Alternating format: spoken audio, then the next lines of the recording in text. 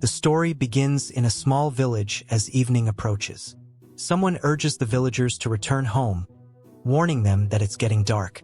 A man shouts for everyone to light incense, close their doors properly, and ensure they don't let the black snake into their homes. One villager mentions hearing that the black snake devoured 2 more people at the mountain god temple a few days ago, one of whom was even a cultivator. Another villager replies that he hadn't heard of anyone being eaten recently, only that chickens and ducks have been disappearing from the village. A little boy suggests to his father that they bring the chickens inside, saying that a little stink is better than losing them. His father agrees, noting that losing the chickens to the snake would be a huge loss. They quickly go to gather the poultry. Meanwhile, at an old shrine, the black snake wonders if the villagers are talking about him. He reflects that he doesn't feel old and doesn't think of himself as scary, although he admits that he did eat the people from a few days ago. In a flashback, we see a man begging the mountain god for help, pleading not to be eaten. The snake, unable to understand his words, only sees the man's misery and decides to end his suffering. Soon after, another miserable person arrived, and the snake devoured them too, reuniting the 2 pitiful souls. Unexpectedly, after consuming them, the snake experienced a breakthrough. He developed a demon core and awakened intelligence. With his newfound awareness, the snake learned many dangerous and frightening truths he hadn't known before. He discovered that the black-clad humans who had chased him in the past were cultivators from the snake catcher sect, and he had once seen them encircling a massive reticulated python. He realized how powerful cultivators were, learning about the various stages of cultivation: chi refinement, foundation establishment, core formation, and even the nascent soul stage. The snake reflected that his past escapes had been purely due to luck. He found humans terrifying, and cultivators even more so. Having just awakened his intelligence, he resolved to survive by avoiding humans, as hunting them was too risky. Stealing poultry was much safer, though chickens and ducks were becoming harder to find. Feeling hungry again, the snake remembered that the Chun clan's village had wealthy families who raised pigs. He decided to steal from them. As he approached the pig pens, he thought about how humans often name themselves, and he decided to give himself a name. He rejected the villagers' label of Old Snake, as he didn't consider himself old. Finally, he settled on the name Su-hei. When he reached the Chun clan's pig pen, he saw that the pigs were large enough to satisfy his hunger. Looking around, he confirmed that the humans had already gone to bed, so he began to devour the pigs. Their squeals concerned him, as they might attract attention. The loudest pig tried to escape, but Su-hei quickly consumed it. After his meal, Su-hei realized he had eaten too much. Since it was still a while before the humans would wake, he decided to rest and digest for a bit. 2 hours later, as Su-hei slept, he was awakened by the sound of men beating someone to death. The men dragged the lifeless body over to the pig pen, intending to leave it there for the pigs to consume. Sensing danger, Su-hei quickly hid. As the men walked away, one of them wondered aloud if the pigs had decreased in number. Su-hei observed the dead body, feeling uneasy, as dead humans were a bad omen. He was about to leave when the body suddenly moved. The snake wondered if the man was pretending to be dead. To his shock, the man stood up and laughed, announcing that he, a great immortal, had finally possessed someone and reincarnated. The immortal was surprised to find that the body's original owner had the same name as him, Chun Fan. He realized that the previous Chun Fan had been a failure at cultivation, had his engagement called off, and had even had his core destroyed. The immortal vowed to avenge these wrongs, saying he wouldn't let those who humiliated him go unpunished. Examining the body, the immortal noted it was severely injured and would have died without his intervention. However, he assured himself that this wouldn't be a problem. Meanwhile, Su-hei began to panic, realizing he needed to escape. Chun Fan looked up and noticed the snake lurking on the roof. Su-hei couldn't believe he'd been discovered and recalled the man referring to himself as an immortal, which meant he was a high-level cultivator. Su-hei started to wonder if Chun Fan might be a snake catcher. Su-hei thought that if Chun Fan truly was a snake catcher, he was certainly doomed. However, Chun Fan sat down calmly, noting that Su He was merely a low-level spiritual beast and therefore not worth his effort. Deciding not to engage in a battle, Chun Fan began circulating his energy to heal himself, planning to release his spiritual energy to scare the snake away. As he initiated the circulation of his energy, Chun Fan was shocked to discover that the supreme treasure of the demon clan, the divine demon cauldron, had reincarnated with him. Meanwhile, Su He, observing the scene, thought his end was near. He believed that the snake catcher was preparing to cast a spell, and assumed Chun Fan was going to kill him, perhaps even for devouring the pigs. In a panic, Su He considered whether he should return the pigs, but he had almost finished digesting them. As Chun Fan circulated his energy, Su He grew more anxious, unsure of what to do. Desperate, he steeled himself and decided his only option was to devour Chun Fan. With a swift motion, he pounced on Chun Fan and swallowed him whole. Even though Su He succeeded, he couldn't relax just yet. He knew the area wasn't safe, and he needed to leave quickly. Inside Su He's stomach, Chun Fan was furious. He couldn't believe that a lowly first-level spiritual beast had dared to ambush him. He muttered that he had given the snake a chance to flee, but instead, it had devoured him. Infuriated, Chun Fan began attacking from within Su He's stomach. Su He, shocked that Chun Fan wasn't dead, felt intense pain as the cultivator's attacks took effect, but he tried not to panic. He still had his demon core, his last line of defense. Chun Fan, now inside the snake, discovered the demon core and made his way toward it. He realized that Su He had been relying on the protective shield around his core, which made him overconfident. Chun Fan began attacking the demon core, and as it started to crack, Su He let out a scream of agony. He writhed in pain on the ground, unable to believe that his life was about to end. His body became immobile, and frustration overtook him. He had worked so hard to condense his demon core and awaken his intelligence, only for it all to be undone. Su He regretted ever coming to the Chun clan's village to steal the pigs. Inside, Chun Fan saw the situation as an opportunity. Despite the snake's weakness, it would still provide him with nutritious meat. But suddenly, the divine demon cauldron emerged. Chun Fan tried to call it back to him, but it refused to respond. To his astonishment, the cauldron began merging with Su He's demon core.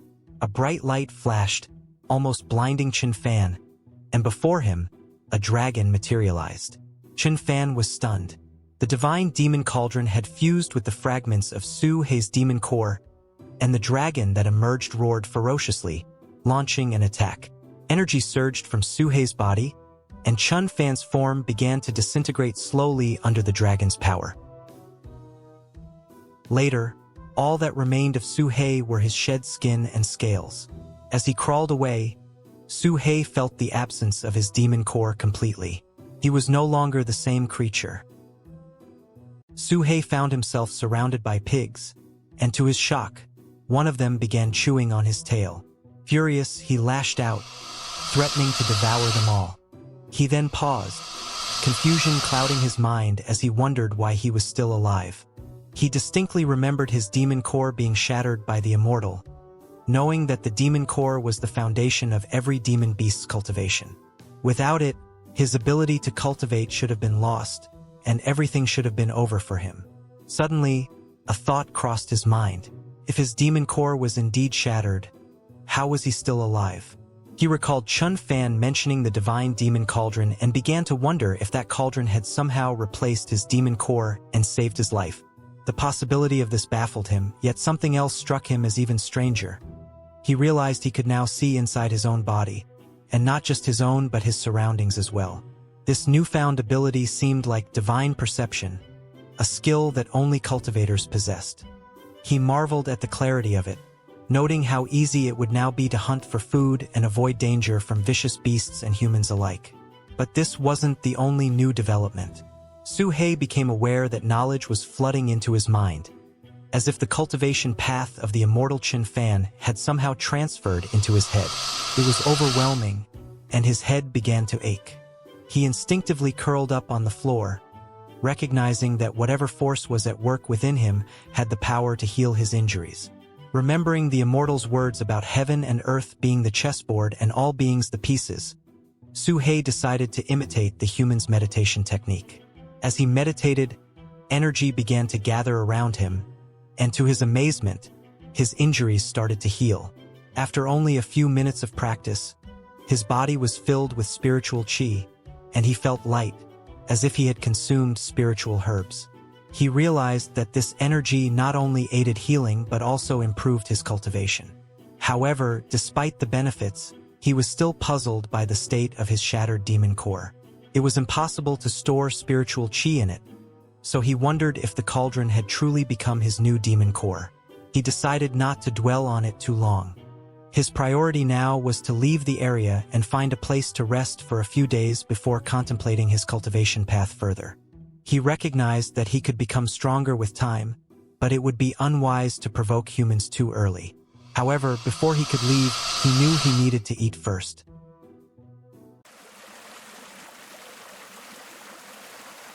Since his first encounter with enlightenment after consuming the human pellet, new knowledge had been steadily seeping into Suhei's mind. After devouring Chen Fan, the influx of information had only intensified. A few days later, Suhei experienced another breakthrough. He suddenly understood the human's cultivation system and how it applied to demon beasts. He realized that the cultivation system for demon beasts was divided into stages much like that of human cultivators, with levels such as the spiritual stage, the foundation establishment stage, the core formation stage, and the nascent soul stage. Suhei determined that he was currently at the peak of the first spiritual stage, equivalent to the peak of the human chi refining stage. This revelation fueled his desire to become more powerful. He dreamt of mighty beasts capable of splitting heaven and earth and yearned to reach such heights. To stop being hunted and to live his life to the fullest, Suhei knew he had to cultivate. He committed himself to cultivation, reflecting once again on the concept that heaven and earth were the chessboard, and all beings the pieces.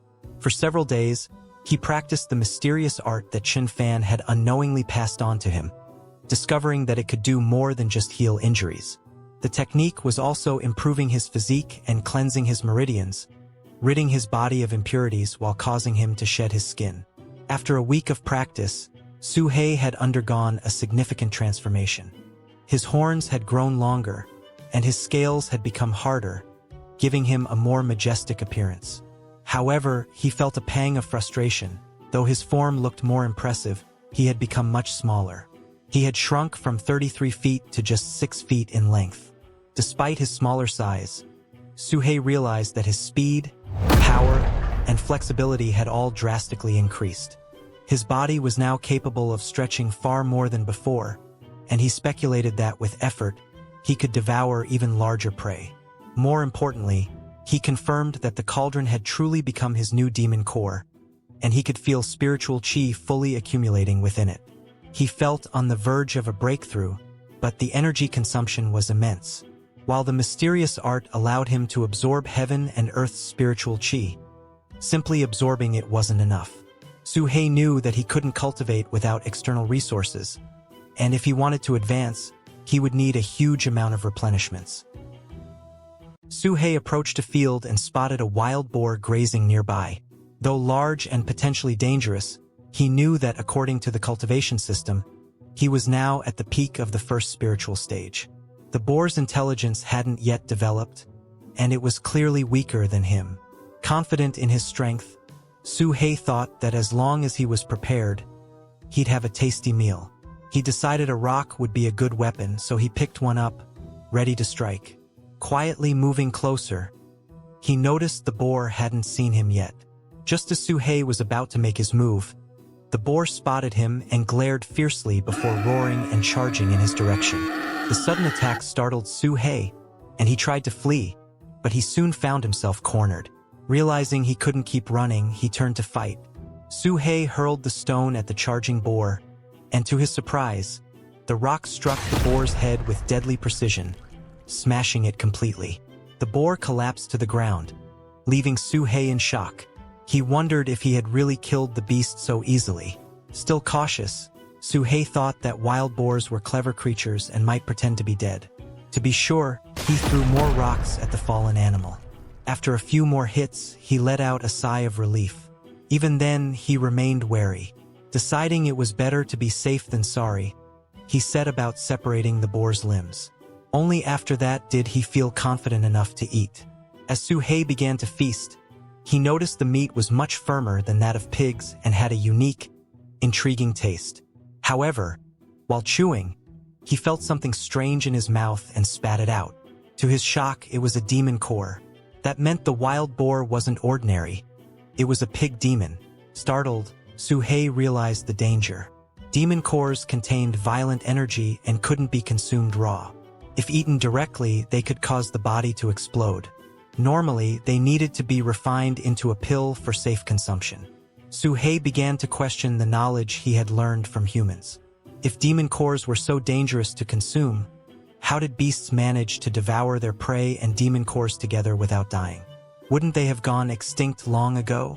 He then realized that most of his knowledge came from human perspectives. Perhaps the physiology of beasts differed from that of humans. This made him think he might be able to safely eat the demon core after all. With that decision, Suhei attempted to swallow the core, though it proved difficult. Once he finally managed to gulp it down, his stomach began to feel hot. He speculated that the demon god cauldron inside him might be absorbing the demon core's energy. As the force rapidly filled the cauldron, Suhei felt a familiar sensation. He was on the verge of breaking through. Excited, he reveled in the feeling as he advanced to the second spiritual stage. 2 of his tail scales even turned golden. Testing his newfound power, Suhei slashed at some nearby rocks with his tail and was thrilled to discover how sharp it had become. His tail scales were now as tough as iron. Just as he was celebrating his progress, he heard rustling in the nearby bushes. To his surprise, a young human boy emerged. Suhei immediately became wary, wondering if the boy might be another Qin fan. The boy, wielding a pitchfork, lunged at Suhei, but the snake swiftly broke the pitchfork in defense and decided to flee. The boy, surprised by the snake's reaction, shouted to his father, claiming the snake had killed the boar that had taken his mother's life, yet was scared of him and ran away. Suhei raced through the forest, relieved that the boy hadn't chased him. He began to question what had just happened. Had he imagined a threat where there wasn't one? Was he developing a fear of young humans? Frustrated, he scolded himself for being so cowardly. Determined to become a primordial beast, Suhei resolved not to be so easily frightened again. Soon, he arrived at the mountain god temple. Contemplating whether he should pray like humans did, he thought it might help him find peace of mind. After all, this temple was where he had first gained his intelligence, so perhaps it was his land of fortune. He also recalled that inner demons were a major taboo in cultivation, and overcoming them required sincerity. As Suhei neared the shrine, the smell of food caught his attention. He noticed a tribute of offerings laid out in front of the temple. He mused that the mountain god wouldn't want the food to go to waste. Helping himself to the offerings, Suhei reasoned that eating the food first would make his prayer more sincere. After eating his fill, Suhei prayed earnestly. He asked the mountain god to protect him and help him overcome his inner demon. He prayed for blessings on his cultivation and wished for strength and survival in the dangerous world he now navigated. Suhei noticed a group of men approaching the temple, chasing a woman. He observed their pursuit from a distance, thinking to himself that the woman had trapped herself by running into a dead end. The mountain temple only had one entrance, making it impossible for her to escape without being discovered. Curious, Suhei decided to watch and see what the men were up to. One of the men, who called himself Young Master Chiu, arrogantly declared that no woman had ever refused him before. As he approached, the woman shouted for him to stay away. As Chiu came closer, the woman said that even if she couldn't kill him, she could still kill herself and he would get nothing. Suhei recognized Chiu and remembered that he was the one who had nearly killed Chen Fan by throwing him into the pigsty. Knowing that Chiu was dangerous, Suhei kept his distance, worried that the man might notice him. As he watched the scene unfold, Suhei mused on human behavior, noting how strange it was that humans could go into heat at any time, unlike beasts who only made it in spring. He found the whole situation embarrassing, wondering what about the woman's weak form had drawn Chio's attention. Still, Suhei figured that if he threw the woman into the mountains, she would be devoured immediately by the wild beasts.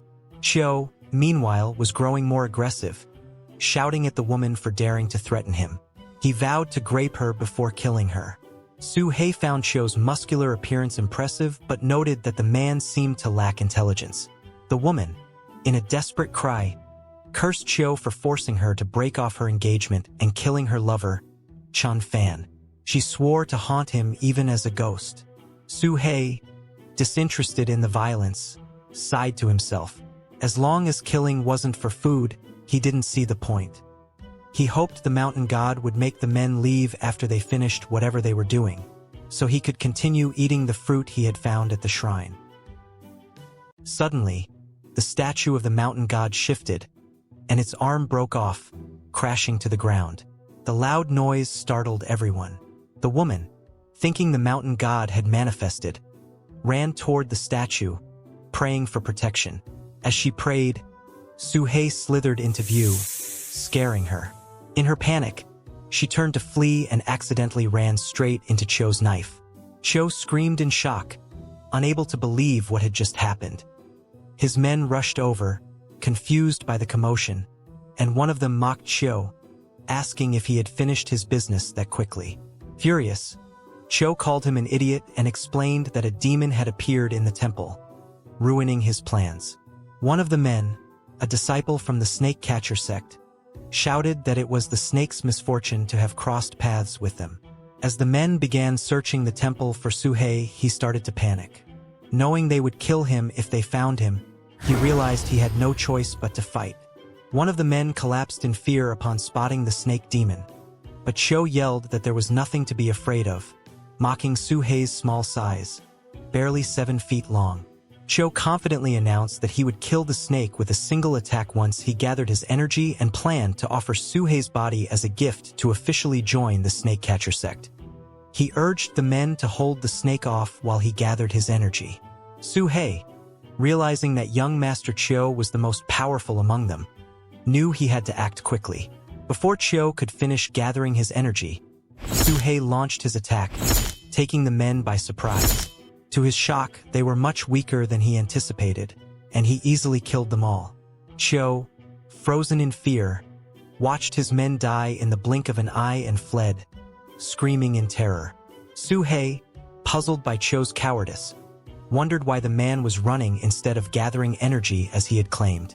As Chio ran, he shouted that he would call his master to turn the snake into a pill. Hearing this, Suhei realized he couldn't let Chio escape. In one swift motion, he dashed forward and smashed Chio's skull. Relieved, Suhei thanked his luck. He thought that if Chio had chosen to fight instead of running, he would have been in serious danger. After the battle, Suhei began to wonder if the mountain god was angry with him for eating the offerings left at the shrine. To avoid further misfortune, he decided to make amends.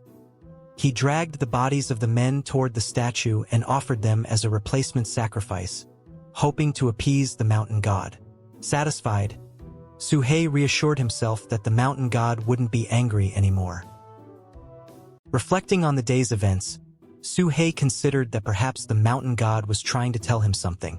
Maybe this incident was a sign that he needed to hasten his cultivation, or else he would be forced to keep hiding for the rest of his life. He imagined the mountain god's voice, reminding him that great responsibility often came after great hardship. Inspired by this thought, Suhei vowed to return to the deep mountains and focus on cultivating so that he could become a truly powerful beast. A week had passed, and the cauldron within Suhei was only halfway full. Frustrated, Suhei sighed. He had already spent an entire week cultivating, yet he still required a large amount of spiritual fog to fully fill the second level. The small beasts he consumed daily barely satisfied his hunger, let alone contributed to his cultivation. He longed for another demonic boar, thinking that would speed up his progress. In the next scene, Suhei had set up a trap, but days had passed without any prey falling into it. Annoyed, he questioned his approach. He mused that, just as one shouldn't expect things to fall into their lap, the same principle should apply to catching pigs. Yet, despite his efforts, he hadn't caught a single one. His hunger was growing harder to manage, making it difficult to focus on cultivation. Suddenly, an idea crossed his mind. If pigs ate watermelon and he ate pigs, why not skip the middle step and just eat the watermelon himself? As he considered this, he noticed a young boy and his father by the river. The boy remarked on how high the water level was this year and how many fish they had caught. As Suhei watched, he wondered who the muscular man beside the boy was. The boy, scanning the bushes, suddenly spotted Suhei from a distance, much to the snake's surprise. Before Suhei could react, the boy grabbed a basket and started running toward him. Alarmed, Suhei quickly decided to hide. The boy placed the basket down in front of the tree where Suhei was concealed and ran off. As he left, the boy called out that the basket of fish was a gift in return for Suhei's earlier favor, telling him to eat as much as he wanted. Suhei cautiously descended from the tree, drooling at the sight of the fresh fish. He hesitated, wondering if this could be a trap. Was the boy trying to poison him? He couldn't afford to be fooled. Still, the fish looked so fresh. Maybe just a little taste wouldn't hurt, he thought. Unable to resist, Suhei gulped down one fish. Finding it tasteless, he decided to try another. Before long, he had devoured the entire basket. Completely indulged, Suhei relished the feast, laughing to himself. As the boy walked away, he remarked with a smirk that the old black snake sure liked fish. Suddenly, a tall man appeared in front of the boy. The man asked if he had seen a black snake around these parts recently. The boy, wide-eyed, exclaimed that the snake-catching sect had arrived to catch the old black snake. The man pressed him, demanding to know if he had seen the snake, but the boy nervously replied that he had never seen such a snake. Another man, standing nearby, dismissed the conversation, telling his senior brother Ding that the boy knew nothing and that it was pointless to keep asking. Suddenly, a commotion stirred among the crows, catching their attention. One of the men muttered in frustration, wondering aloud what was happening. They decided to go and investigate. One of them said that it might be the black snake. Suddenly, someone shouted that the old black snake ate someone at the river. Hearing this, the snake catchers quickly ran off to check it out. Meanwhile, Suhei, the snake, was slithering away in haste. He cursed the birds for pecking his head, nearly exposing him to the snake catchers. Frustrated, Suhei reflected on the boy's lie about never having seen him. Confused by human behavior, he resolved to focus on what was most important: escaping the snake catchers who had set their sights on him. To survive, he knew he must stay far away from this place. He planned to flee to the mountains on the other side of the river, where he could hide for at least a few months. With winter approaching in 3 months, he was concerned about his dwindling food supply.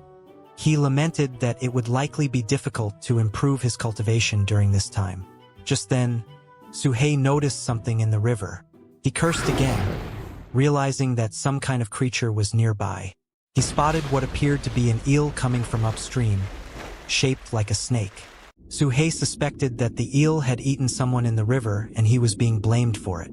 The eel looked badly injured, likely from a battle with a snake catcher, and to Suhei's dismay, the creature attacked him even though he was only passing by. Suhei quickly deduced that the eel, needing to replenish its strength, intended to eat him. He realized that the eel, having escaped from a snake catcher, must be quite strong, and it would be too risky to fight it. Prioritizing his own safety, Suhei decided to flee. However, the eel was relentless, determined to capture him. As Suhei became exhausted, he calculated that if he used all his strength to strike the eel's weakened abdomen, he might be able to escape. He steeled himself for the fight and attacked. After he did, he noted how slimy and foul-smelling the eel meat was. Suddenly, he felt an intense heat, an impossibility since he was still submerged in the river. Suhei wondered if he was experiencing an illusion, perhaps triggered by the eel's mucus. Panicking, he tried to remember a technique from Chun Fan's cultivation teachings, which advised staying calm in the face of illusions. He focused all his chi into one point, recalling the mantra, "Heaven and earth are the chessboard. All beings are the pieces. Concentrate your consciousness. Break through the illusion." To his relief, Suhei managed to crack the illusion. But the eel was still there. It came at him swiftly, intending to eat Suhei. He instinctively put his guard up and the eel came in contact with his golden scales. Realizing that his tail had split the eel in two, he marveled at its power. His golden scales, sharper than he had realized, had done the damage. He mused that refining them in the future would make him invincible. Yet, despite his victory, he knew he had been reckless. The eel had already been gravely injured when it crashed against his golden scales. For now, Suhei decided it was wiser to leave quickly and hide in the mountains to continue cultivating. Satisfied that he had enough eel meat to sustain him for several months, Suhei turned his attention to the demon core left behind by the creature. He believed that, with the core, he could break through to the third spiritual stage.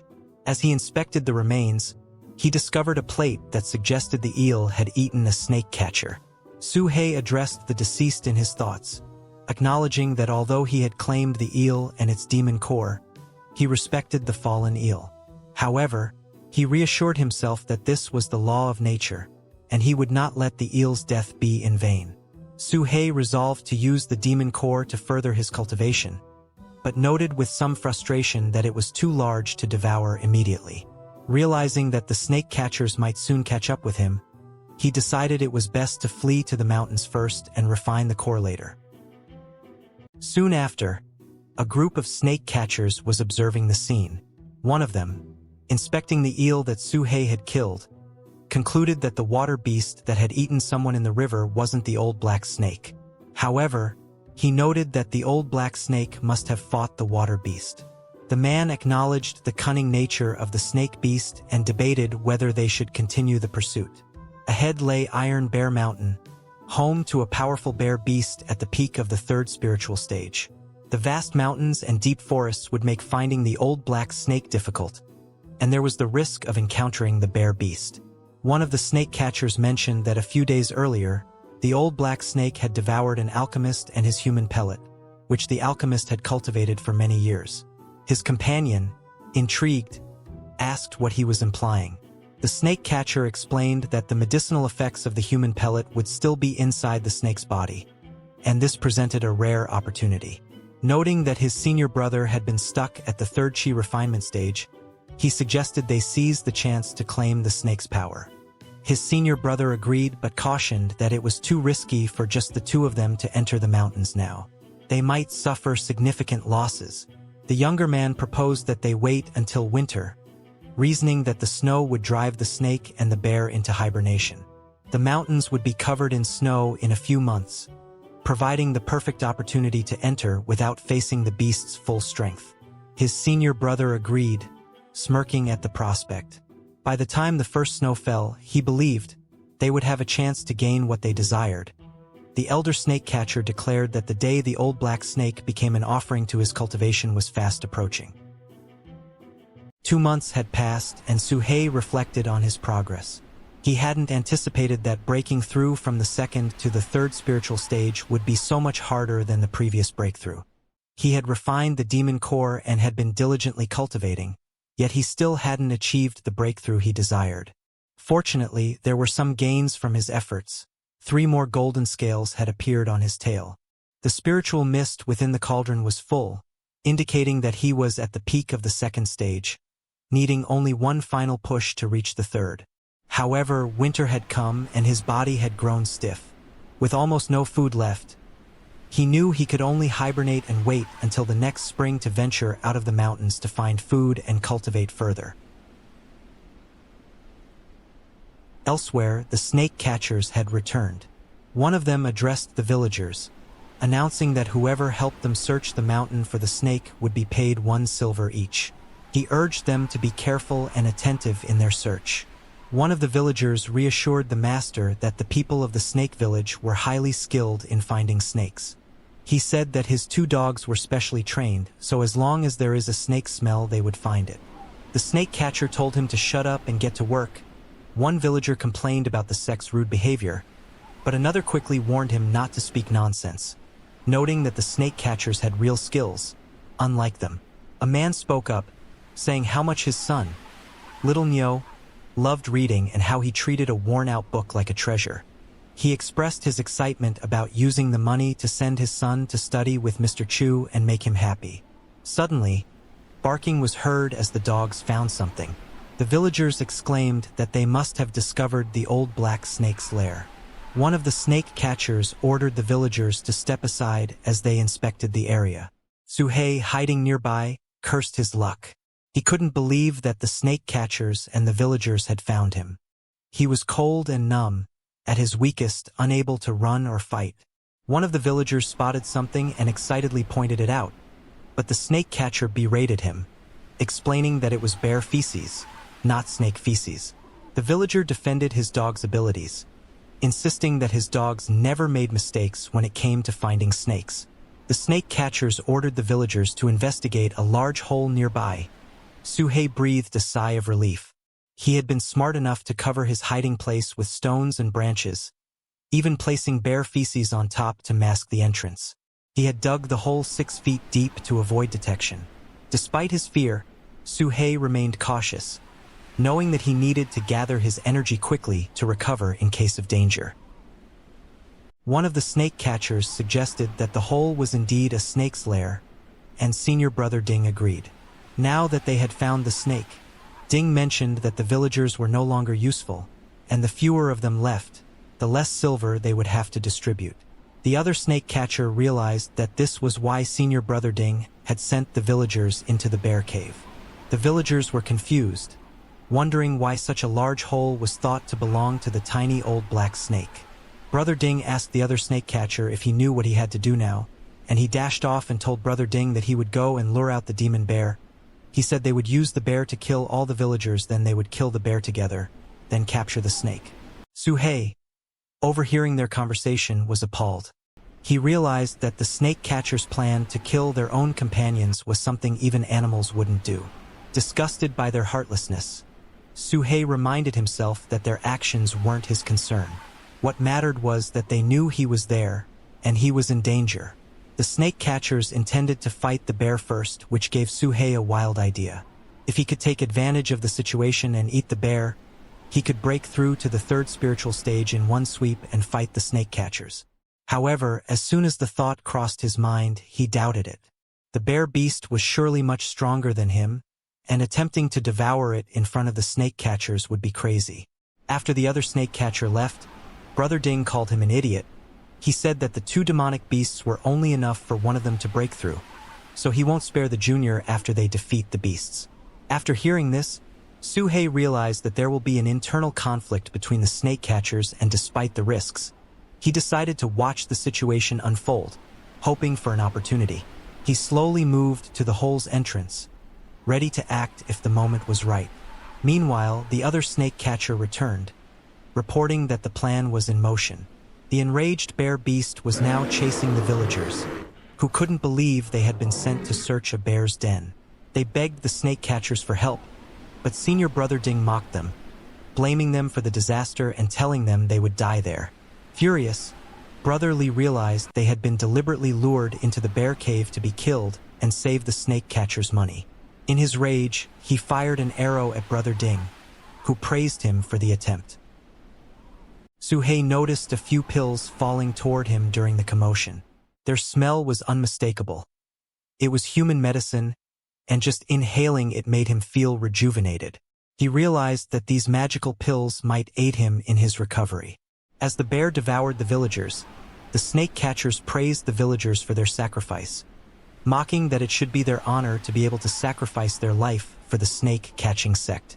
Then, without warning, Zhao Wenjue pushed Brother Ding off a cliff, sending him to his doom.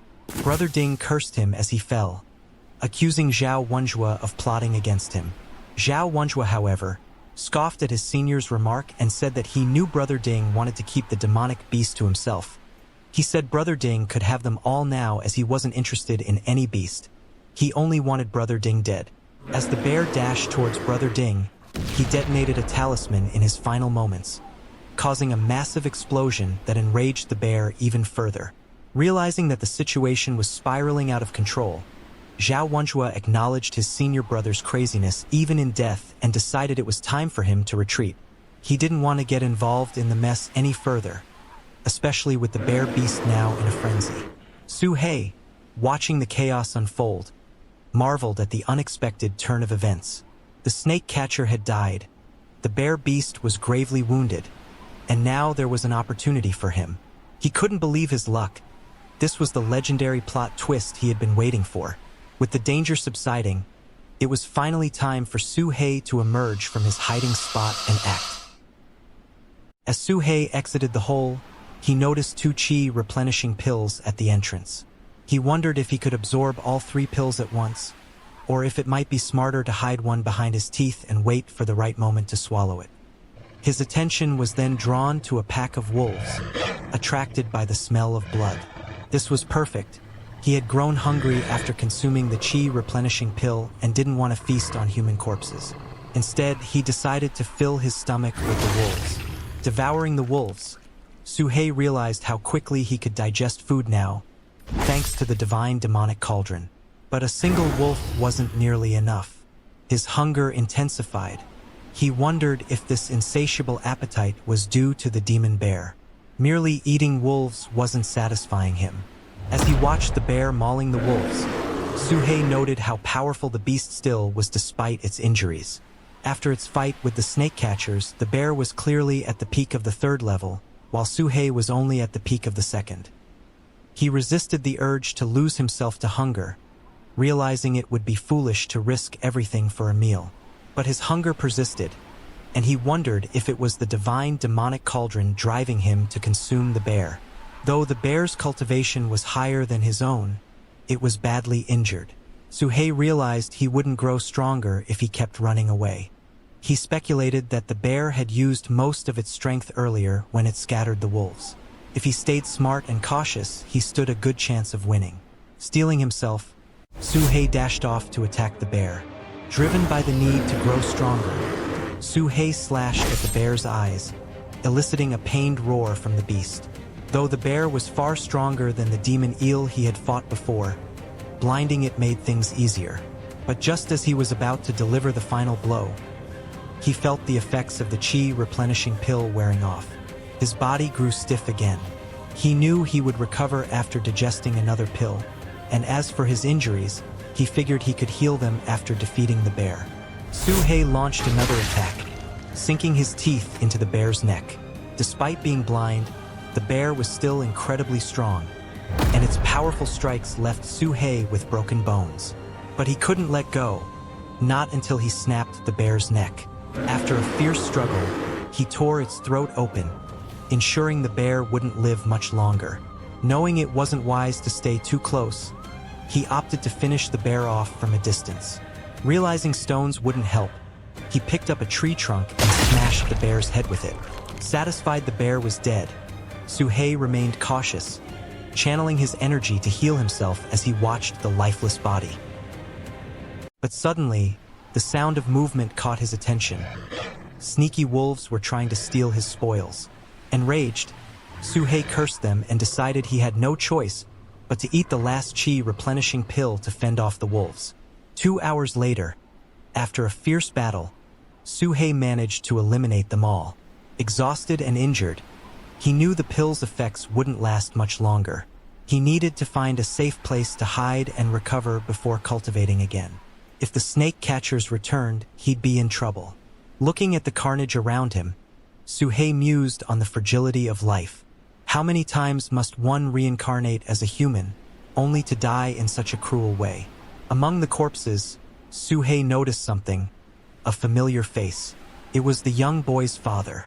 He had already died, but his companions remained, their bodies stiff from the cold. Su He observed them with a conflicted heart. Even in death, the dogs had stayed close to their master. It stirred something within Su He. In this world, only the cunning and deceitful survived. He reminded himself that he too had to survive no matter the cost. Finding shelter in a secluded cave, hidden by a puddle outside, Suhei deemed the place safe. While he could still move, he began cultivating with the demon bear's body. The bear's flesh was incredible, and Suhei now understood why the divine demonic cauldron had been so restless. As he absorbed the bear's power, he felt the familiar sensation of a breakthrough coming. He had finally done it. He reached the third level of the spiritual awakening realm. Not only had he broken through, but he had also reached the peak of the third level, and his tail now bore 10 golden scales. It was a victory that reaffirmed his belief. The greater the risk, the greater the reward. This fight had been worth it. Suhei fantasized that by the time spring came, he might be powerful enough to claim a mountain of his own and become its king.